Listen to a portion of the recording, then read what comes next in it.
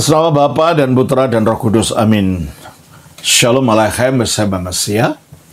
Selamat bertemu kembali saudara dengan saya Episkop Daniel dari Nikopolis. Kita akan melanjutkan acara kita dengan menjawab pertanyaan-pertanyaan yang saudara sudah kirim kepada saya. Kali ini kita akan menjawab pertanyaan yang kedua dari Mbak Esea dari Mojosari, Mojokerto. Pertanyaannya, Romo Haji, apakah umat Ortodoks awam yang sudah pernah menikah lalu bercerai dan tidak memutuskan untuk menikah lagi dan berbakti kepada Tuhan bisa disebut kaum selibat? Apakah harus tinggal di monasteri atau bisa tinggal di lingkungan masyarakat? Mbak Esea, kehidupan selibat itu bukan hanya sekedar tidak punya suami atau tidak punya istri akibat entah meninggal atau bercerai.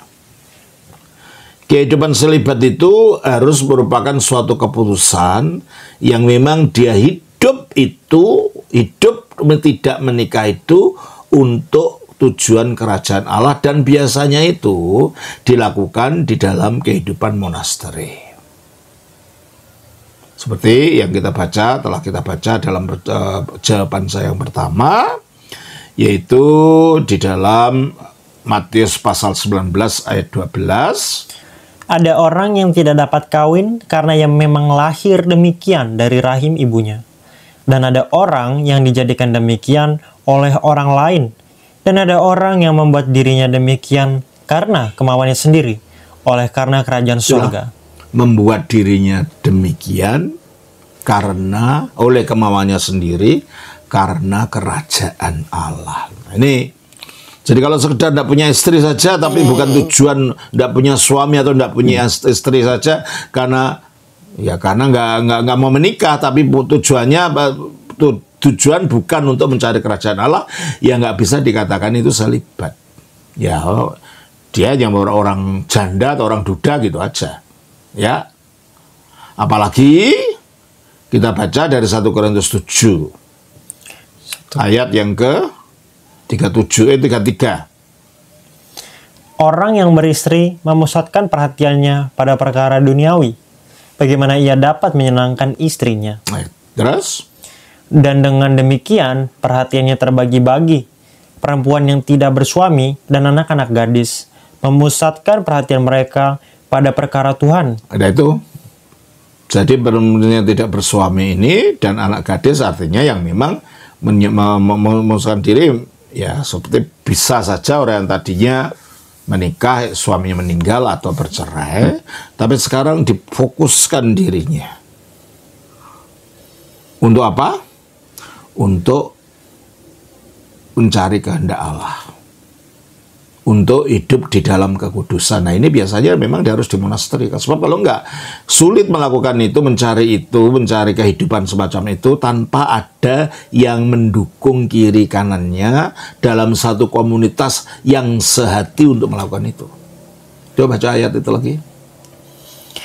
Orang yang beristri memusatkan perhatiannya pada ayat 34. Dan dengan demikian perhatiannya terbagi-bagi. Perempuan yang tidak bersuami dan anak-anak gadis memusatkan perhatian mereka pada perkara Tuhan, supaya tubuh dan jiwa mereka kudus. Itu supaya tubuh dan jiwa mereka kudus. Jadi memang ada satu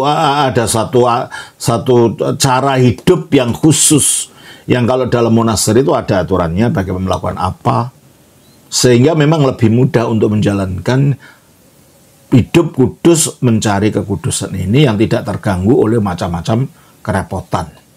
Ya, jadi menjadi selibat itu bukan yang sekedar tidak punya istri, tidak punya suami, ya bukan. Tetapi memang secara aktif menghidupi suatu kehidupan yang memusatkan diri pada Tuhan dan berusaha untuk mencari kekudusan itu. Ya, jadi orang memutuskan untuk tidak menikah lagi kalau dia bukan hidup tujuan seperti yang saya katakan tadi, ya tidak bisa dikatakan selibat. Ya, baik, saya kira begitu saja Mbak Esea. Tuhan memberkati. Shalom. Sedang Bapa, Putra, Roh Kudus. Amin.